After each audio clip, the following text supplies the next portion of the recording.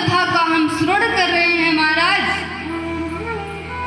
यदि ये कथा सुनने का संकल्प मात्र आपके हृदय में आ जाए, जैसे अभी यहाँ कथा प्रारंभ हो रही है, कथा प्रारंभ होने वाली है, उसके पहले आपने ये सोचा कि भाई फलाने स्थान पे कथा हो रही है तो हमको भी चल के भगवान के उस दिव्य कथा का पान करना चाहिए, हमें भी चल के कथा सुनना चाहिए।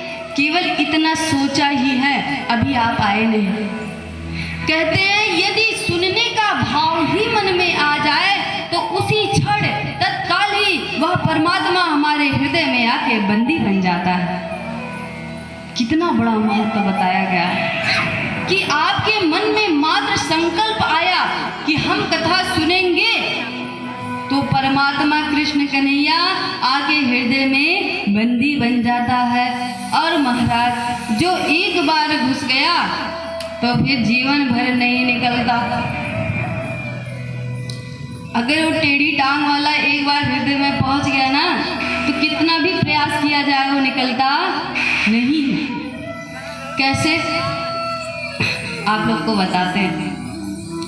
एक बार की घटना है कि यमुना जी के किनारे एक गोपी बैठ के भगवान श्री कृष्ण का चिंतन कर रहे थे। यमुना के किनारे बैठ के चिंतन कर रही थी कि अचानक देव ऋषि नारद जी आ गए।